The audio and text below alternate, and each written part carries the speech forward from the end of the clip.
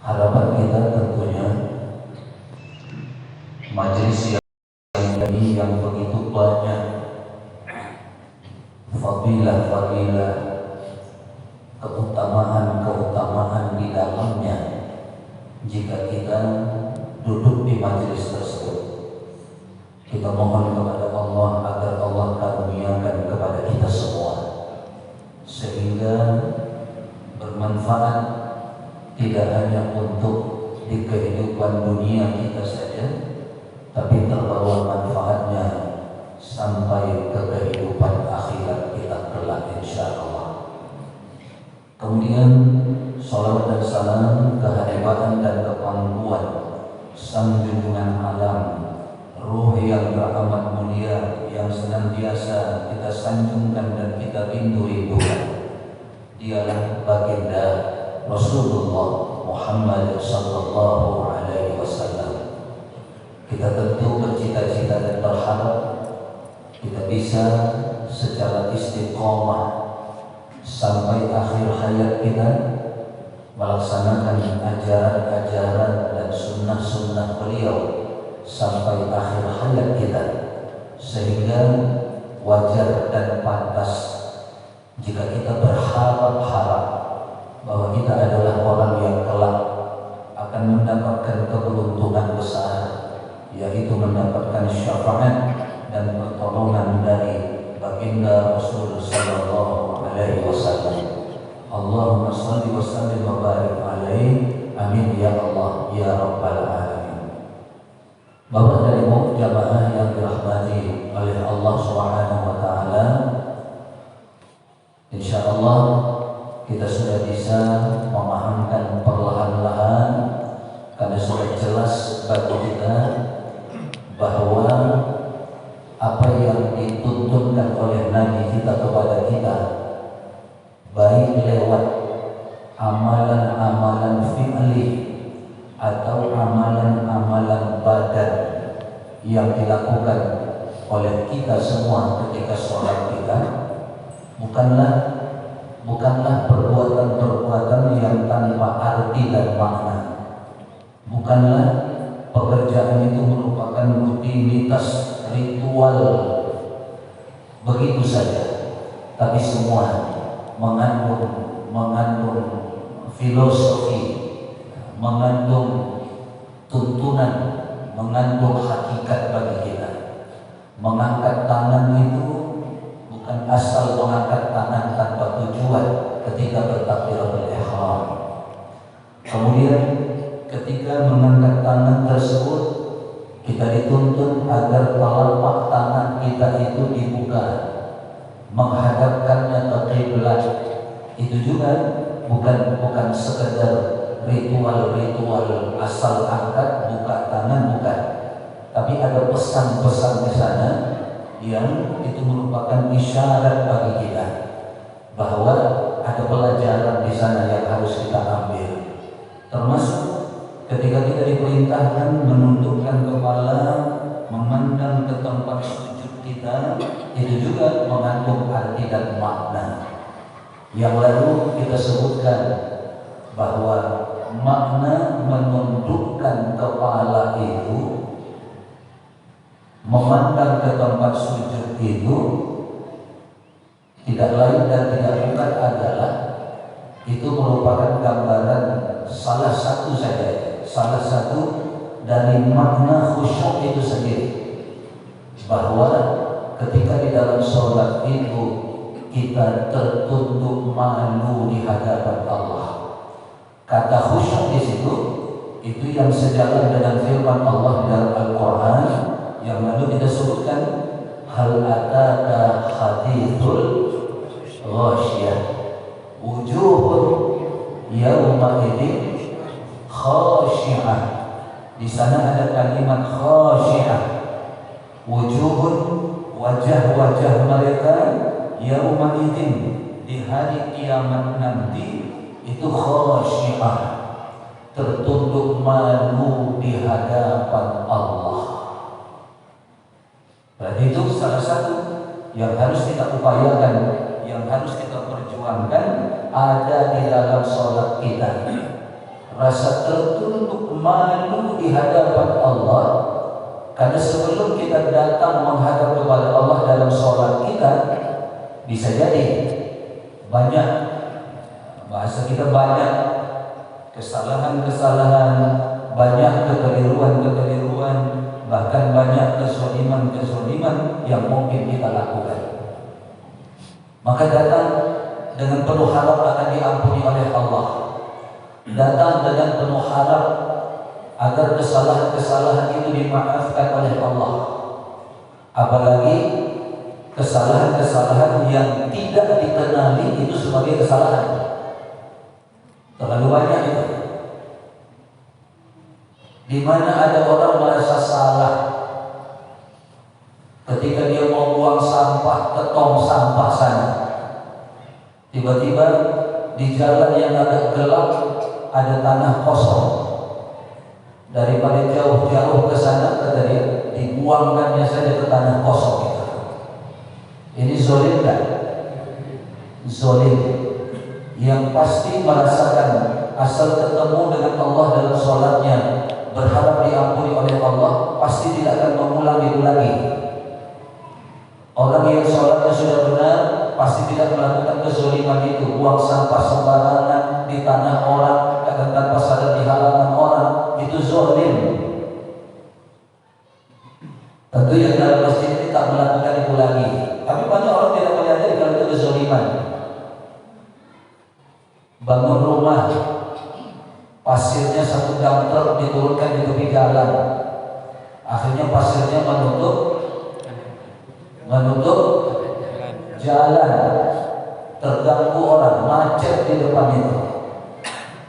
Itu zalim. Jalan itu jalan umum. Kalau rumah kita sempit, halamannya belinya pakai pickup saja, tidak perlu pakai tosa saja. Masuk ke dalam, kurang beli lagi. Jangan ganggu kepentingan umum. Ini dah tahu rumah sempit, beli pasir pakai dump truck, maka jatuhnya di depan rumah di tepi jalan, tertutup jalan. Zalim apa tadi? Bapak dan Ibu yang bilang ya. Itu yang kezaliman-kezaliman yang tak disadari. Bikin pesta, tutup jalan, maaf jalan Anda dialihkan. Orang sudah, ya, bahasa Jawanya gerundel, bahasa Jawanya ngomel dalam hati itu, berkata-kata yang tak apa-apa katanya dalam hatinya itu. Zalim. Kalau mau lebar-lebar, sewa tempat yang lebar, itu di halaman PCC sana. Tapi kalau rumah kita rasanya sempit, tak mau menyewa tempat lebar, cukup tenda kecil saja di halaman rumah kita. Jangan tutup jalan. Itu jalan bukan punya kita, itu punya umum. So, awas. Ya, itu dosa-dosa yang tidak kita sadari. Dosa-dosa yang tidak kita sadari. Itu berarti yang kecil-kecil, yang ringan-ringan, belum yang besar-besar. Sendal kita berlumpur, udah disusun sendal di depan, tiba-tiba enak ya sendal berlumpur untuk mijahin sendal orang. Bukan dia ngambil tuntutan, oh berarti di sini, walaupun agak jauh. Kalau dipijahin sendal orang dalam keadaan kakinya tidak pakai sendal, berarti bersih. Ini pakai sendal ini masuk ke tengah, akhirnya sendal orang jadi berlumpur. Sorry apa enggak? Awas dari yang tidak pindah sendal itu. Zalim tanpa disadari, itu tanpa disadari. Nah maka dari itu yang kecil-kecil begini yang bisa berakibat besar, ya datang kepada Allah dengan penuh rasa bersalah, mohon ampun sama Allah, minta maaf sama Allah. Itu makanya tertunduk malu. Lalu ada lagi salah satu lagi dari ayat Al-Quran. Salah satu lagi dari ayat Al-Quran yang bisa menerangkan apa khusyuk itu sebenarnya, selain tadi yang khasyah, tertunduk malu wajah mereka nanti ketika di hadapan Allah. Sekarang kita sudah menghadap Allah nih. Sekarang kita sudah menghadap Allah, malu itu sudah mereka. Jangan tunggu nanti ketika kita berhadapan di mahkamah Qadhi Rabbul Jalil, pengadilan Allah. Jangan di sana. Dari sekarang sudah mulai tertunduk malu. Itulah kenapa kita disuruh menunduk ketika di dalam sholat kita itu. Kemudian yang kedua, ada firman Allah dalam Al-Quran, Lau anzalna hadzal Qur'an ala jabalin, kata Allah. Jika seandainya Al-Quran ini kami turunkan kepada gunung, kata Allah. Ala jabalin, kami turunkan kepada gunung Quran ini, kata Allah. Pada gunung itu, ya gunung batu. Batunya kalau kita lihat di Mekah Madinah itu bukan batu-batu biasa, batu-batu tajam, batu-batu yang luar biasa. Nah, diturunkan kepada mereka, kata Allah, maka la ra'aitahu khashi'an mutasaddian. La ra'aitahu, maka sesungguhnya kalian akan melihat, kata Allah, khashi'an, khusyuk lagi ketemu kalimatnya. Tapi di situ dia tidak tertutup malu. Gunung tadi bukan tertutup malu. Khashi'an mutasaddian, maka gunung itu akan hancur lebur seperti debu-debu yang berterbangan. Arti khasyian di situ luluh lantak, hancur lebur seperti debu yang berterbangan. Itu arti khusyuk di situ. Makanya kalau kita di dalam sholat kita sudah mulai mendapatkan nilai-nilai ajaran kekhusyukan itu, selain tadi mengerjakan sholat dengan rasa tunduk malu, bukan langgar, bukan angkuh, bukan sombong malah dengan sholatnya, tapi justru tertunduk malu dengan sholatnya itu. Maka yang kedua tadi, khasyian mutasaddian, akan hancur lebur gunung itu kalau dia diserahkan Al-Quran itu. Nah, maka arti khusyuk itu sama kita adalah khasyian sesuai dengan kalimat ini, hancur lebur. Kenapa gunung itu hancur lebur? Karena andai kata diberikan Al-Quran itu sama mereka, menggambarkan betapa takutnya gunung itu kepada Al-Quran yang akan ditimpakan, diterimakan sama mereka. Akhirnya tidak mampu gunung diturunkan sama kita Al-Quran itu. Nah, maka bagi kita di dalam sholat itu harus seperti gunung tadi, hancur lebur. Karena apa? Karena khasyian mutasaddian, karena rasa takut yang luar biasa kepada Allah. Berarti kedua, makna khusyuk itu munculnya rasa takut di diri orang yang sholat itu. Takut kalau sholatnya nanti tidak diterima oleh Allah. Takut karena sholatnya nanti tidak diterima oleh Allah. Ini saya sebetulnya jarang menyampaikan hadis ini. Ada hadis Bapak dan Ibu, kata Nabi kita sallallahu alaihi wasallam, nanti di akhirat akan banyak orang yang kaget dan terkejut ketika melihat catatan amal ibadah sholatnya. Kenapa? Karena kata Nabi, dia merasa 40 tahun lamanya dia sholat, ternyata nanti tidak dia temukan catatan balasan dari sholatnya itu. 40 tahun. Takut dari 40 tahun. Ada jemaah yang bilang, Ustaz, saya pernah baca hadisnya bahwa bukan 40 tahun Ustaz, tapi 60 tahun, kata yang bersangkutan. Saya bilang, betul, hadis satu lagi ada menyebutkan seperti itu. Jadi ada dua hadis. Ada yang mengatakan 40 tahun, ternyata di sana nanti dia tidak menerima apa-apa hasilnya. Ada satu hadis lagi mengatakan 60 tahun. Lalu kenapa Ustaz sampaikan yang 40 tahun bukan yang 60 tahun? Saya bilang yang 40 tahun ini saya sampaikan udah cemberut orang nengok saya. Apalagi kalau saya bilang 60 tahun, wah, bukan lagi cemberut, mungkin mulutnya udah. Bisa jadi 40 tahun saja kita sampaikan orang cemberut. Kok kayaknya kita ini ngurus-ngurusin ibadah sholat orang. Kita bukan ngurusin ibadah sholat orang, kita memberikan panduan, kita memberikan tuntunan. Kalau masuk tuntunannya alhamdulillah, kalau tidak kita sudah lepas. Kita sudah lepas. Kayak kemarin ketika Perpres nomor 10 tentang miras itu ditandatangani dan diumumkan, kita termasuk yang menolak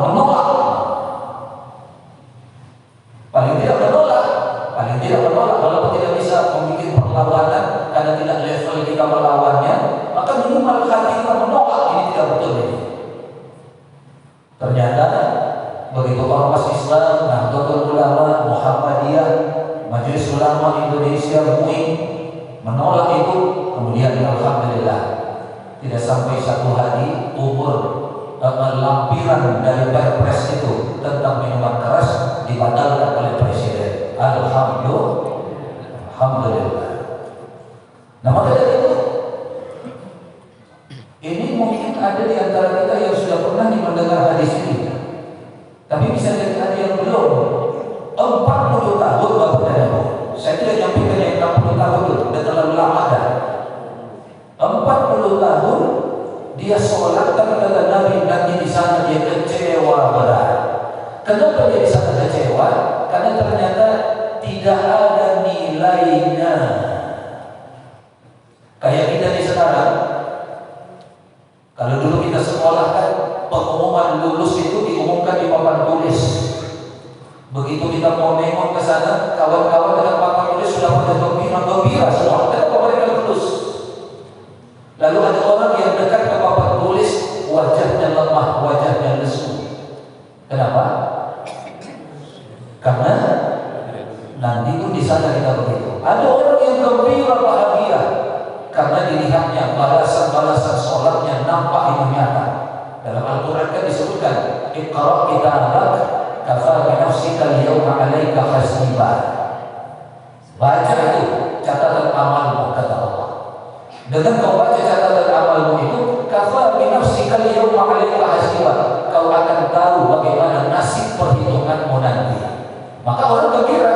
Tapi ada orang nanti yang melihat papan pengumuman, waktu dia membaca Iqra' kitabak, catatan amalnya lemah lesu. Kenapa? Karena tidak ditemu. Awas, hati-hati.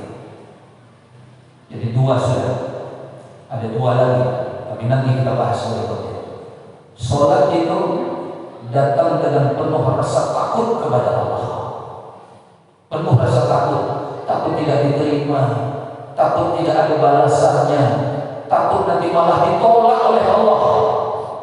Berapa banyak orang sekarang yang seolah-olah tidak takut ditolak. Tengok itu sholat Jumat ngobrol ketika khotib berkhutbah, sholat Jumat main handphone ketika khotib sedang berkhutbah.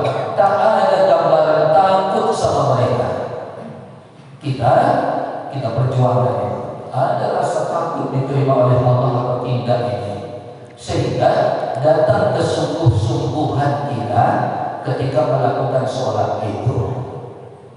Kemudian Bapak dan Ibu jamaah yang dirahmati oleh Allah Subhanahu wa taala, yang lalu sudah sempat juga kita gambarkan, telapak tangan itu dibuka. Ketika mengangkatnya, telapak tangan itu dibuka. Artinya kita mulai menghadap kepada Allah sejak mengangkat tangan itu. Kita mulai menghadap kepada Allah sejak kita mulai mengucapkan takbir itu. Kita mulai menghadap kepada Allah sejak niat itu jatuh di hati kita waktu itu secara bersamaan. Angkat tangan berarti mulai menghadap.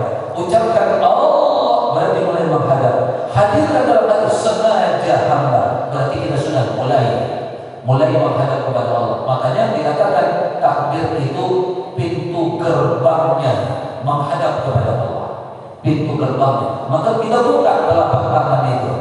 Ini bukan tanpa makna, makanya salah kalau ada orang kata takbir kayak gini, Allahu Akbar. Salah. Kenapa? Tuntunannya tak begitu. Atau ada orang yang Allahu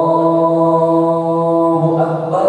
Salah juga. Kenapa? Tuntunannya tak begitu.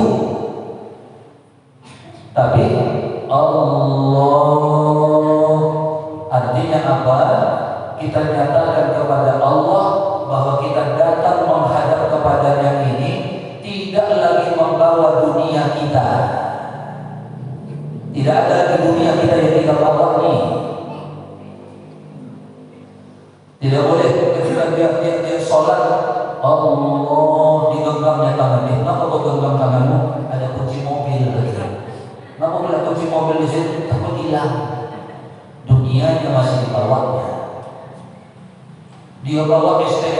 rumahnya, bawa BPKB-nya, bahkan ada yang sholat bawa sertifikat tanahnya.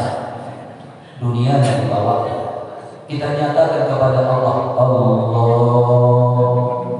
bahwa kita tidak membawa dunia ini lagi menghadap kepada Allah. Maka artinya selama sholat jangan sibukkan lagi hati kita, pikiran kita kepada dunia ini. Kita sudah nyatakan nggak ada ya Allah, nggak ada yang hamba bawa. Maka bagaimana caranya supaya dunia ini tidak ikut lagi dalam sholat kita?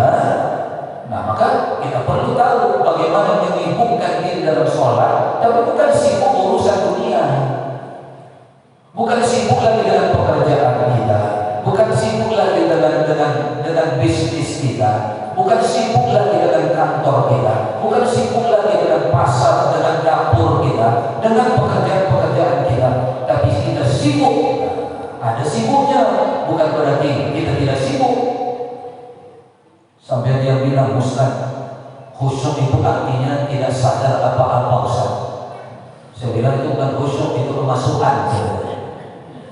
Orang khusyuk itu tetap sadar, bahkan tingkat kesadarannya tinggi.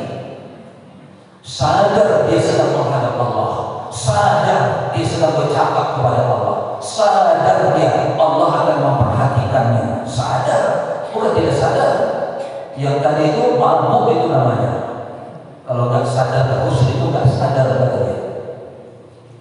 Nah, maka dari itu kita sibukkan. Apa yang kita sibukkan?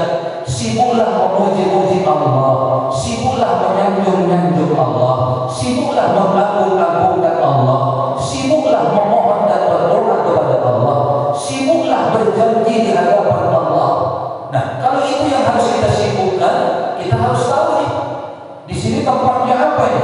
Memuji-muji.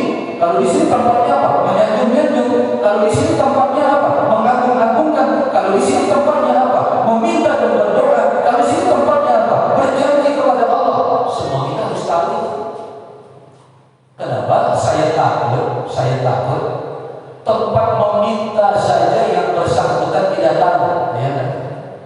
Tempat meminta saja yang untuk dia tidak tahu. Apa namanya itu? Karena kata Allah dalam hadis qudsi itu, qasamtus shalah nisfain. Kubagi sholat itu menjadi dua, kata Allah. Kubagi sholat itu menjadi dua, kata Allah. Baini wa baina abdi. Sebagian untukku, kata Allah, dan sebagian untuk hamba-Ku. Menyanjung-nyanjung tadi untuk Allah, memuji-muji tadi untuk Allah, mengagung-agungkan untuk Allah, berjanji, berikhtiar, bersaksi di sana itu untuk Allah, memohon dan berdoa di dalam sholat untuk siapa? Untuk kita, untuk hamba. Takut saya itu yang untuk kita sendiri kita tidak tahu, sehingga tidak kita minta itu di sini. Rabbil firli.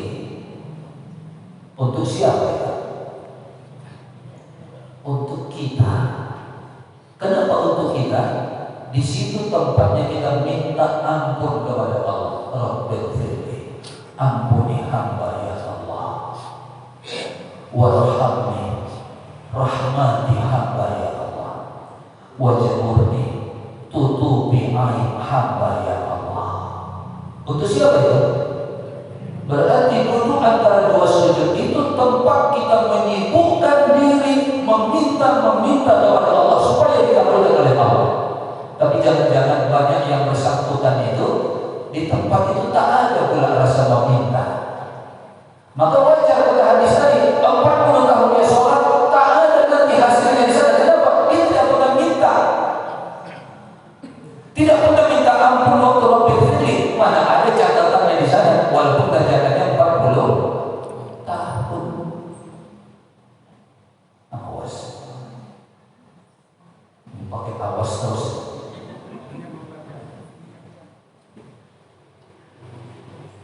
Itu yang harus hati-hati. Nah, jadi itu arti yang kedua. Nah, maka ini isyarat ini harus kita capai. Kita harus menuju ke sana. Munculnya rasa takut tadi Yang kata surah Al-Quran tadi, apa namanya? Wujuh yawma idin khashi'ah.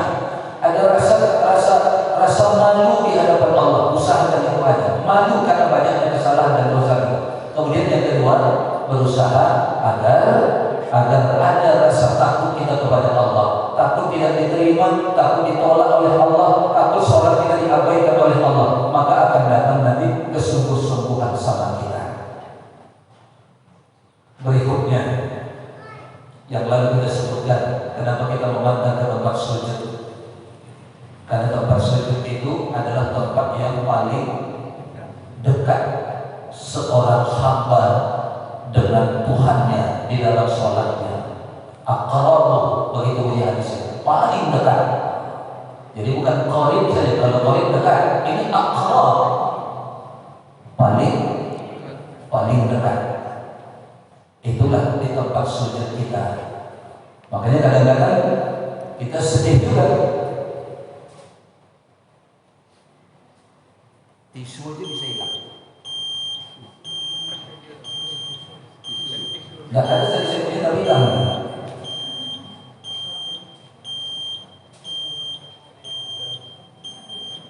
Nah ini Bapak saya gambarkan.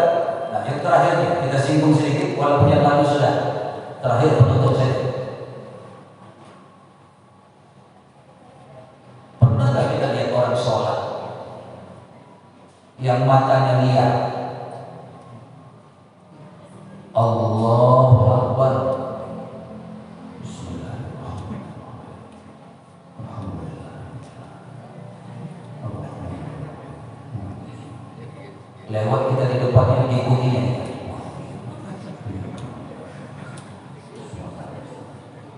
Pernah lihat kayak gitu? Pernah. Di mana?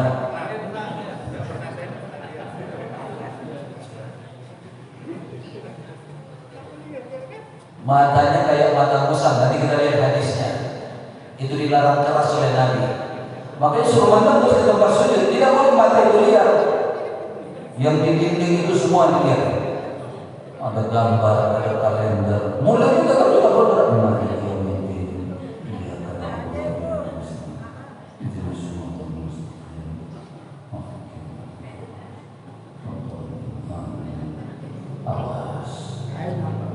Nah,